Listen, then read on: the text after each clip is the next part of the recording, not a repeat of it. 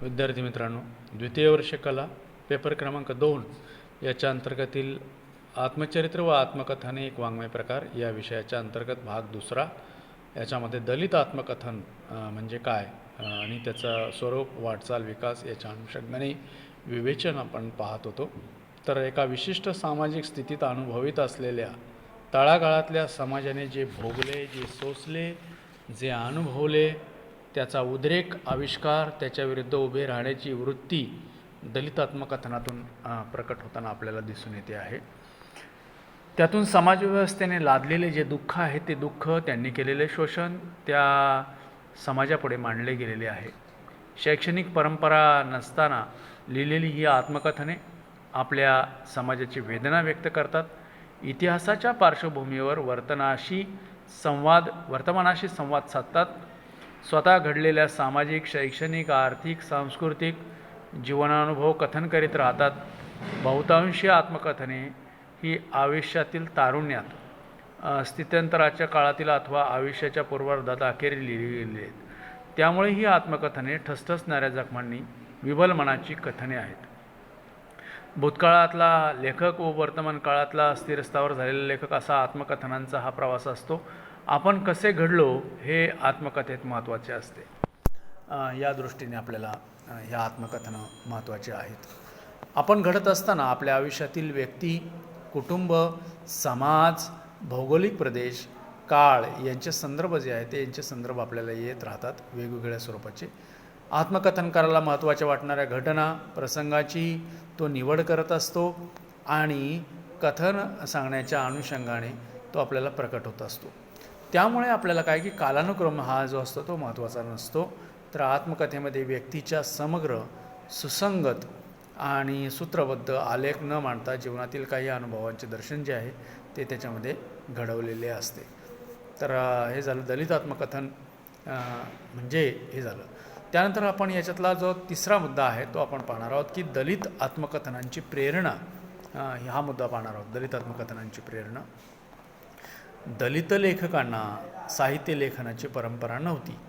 शिक्षणामुळे, डॉक्टर बाबासाहेब आंबेडकरांच्या शिकवणीमुळे दलितांना आत्मभान आले. भोगलेले, पाहिलेले, लिहावेसे वाटले ते त्यांनी लिहिले.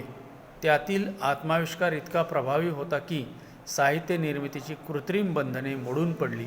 त्यांच्या लेखनाचे विषय, आशय, अभिव्यक्ती, भाषा हे सर्व सत्य होते की प्रस्थापित साहित्याच्या चौकटीत बसणे शक्य नव्हते. त्यातून दलित आत्मकथनांची निर्मिती ही झालेली दिसते. दलित आत्मकथा एक संकल्पना असं त्याच्या पुढचा जर मुद्दा आपण पाहिला तर तो चौथा मुद्दा आहे. डॉक्टर सदा कराडे यांच्या मते आपल्याला दलित साहित्य हेच मुळी लाक्षणिक अर्थाने दलित आत्मकथन आहे. कविता म्हणजे वेदनेचा आत्मोद्गार असेल तर दलित कथेत कविता आहे, कादंबरीत दलित कथा आहे आणि दलित आत्मकथेत दलित कादंबरी आहे असंही आपल्याला म्हणतात. डॉक्टर भालचंद्र फडके यांनी दलित आत्मकथनांना दुःखाच्या अभंगगाथा असे म्हटलेले आहे. कारण या लेखकांनी ही आत्मकथने रंजनासाठी, कल्पना विकासासाठी लिहिलेली नसून आपण भोगलेल्या भोगांची, प्रस्थापित समाजव्यवस्थेने त्यांच्यावर लादलेल्या दुःखद जिण्याची कहाणी त्यांना वाचकांना सांगायची आहे.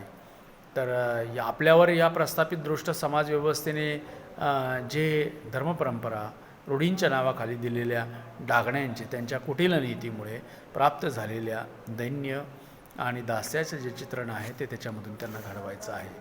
डॉक्टर आनंद यादव यांच्या मते आपल्याला ललित साहित्याचे स्वरूप जसे कल्पित वास्तव या प्रकाराचे असते तसे आत्मचरित्र, आत्मकथनाचे स्वरूप नसून ते प्रत्यक्षातील वास्तव या स्वरूपाचे असते. शिवाय वाङ्मयीन कलात्मक भाषाशैली आत्मकथनपर लेखनात अपेक्षित नसते. म्हणून हा साहित्य प्रकार वास्तववादी ठरतो असं आपल्याला म्हणते. बऱ्याचदा तो ललितवादाचा एक उपप्रकार मानला जातो.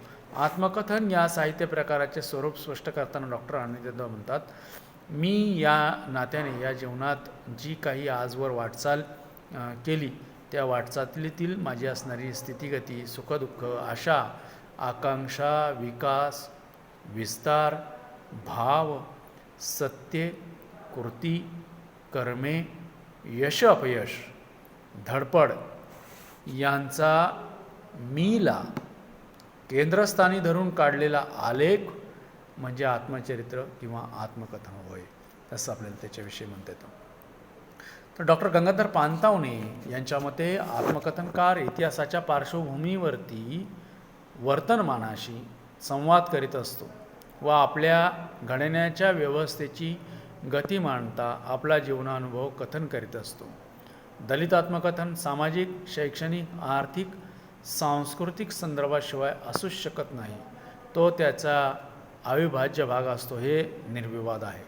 राघव जाधव यांच्या मते आत्मकथन लिहिणारी व्यक्ती सर्वसाधारणपणे आपल्या जीवनविषयक असलेल्या अनुभवांचे त्या अनुरोधाने आपल्या व्यक्तिमत्वाचे लेखन रूप दर्शन घडवत असते, असं आपल्याला म्हणता येतं. दलित आत्मकथनातून वास्तवाला एक कलाकृती म्हणून सादर करताना त्यामध्ये काही कल्पित येऊ शकते, पण मूळ अनुभव मात्र वास्तवच येतात. वास्तवाला कलात्मरूप येताना लेखक कल्पित आणि वास्तव यांचे रंग एकमेकात मिसळत असतो. दलित आत्मकथनातील अनुभव हे वैयक्तिक पातळीवरचे जरी असले तरी त्यातून एकूण समाजाच्या जाणीवा व्यक्त होत असतात.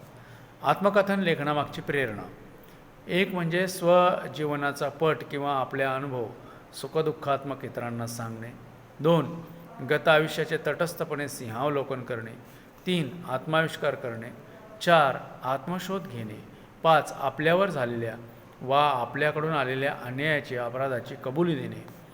6 इतरांना प्रेरणा देणे व बोध मनोरंजन करणे. 7 गैरसमज दूर करून आपली प्रतिमा स्वच्छ करणे. 8 स्वकार्य लोकांसमोर मांडणे. 6 आत्मकथनात पाळावी लागणारी पथ्य: स्वला केंद्रस्थान देणे, सत्यकथन करणे, तटस्थता बाळगणे, घटनांची नेमकी मांडणी करणे, प्रांजळपणे निवेदन करणे, लेखकाची भूमिका स्पष्ट करणे, कोणाबद्दल रागद्वेष आकसबुद्धी नसणे. आता हा असा मुद्दा झालेला आहे की ही पथ्य आहेत, प्रेरणा आहेत, आत्मकथनाचे महत्त्व हा मुद्दा आहे.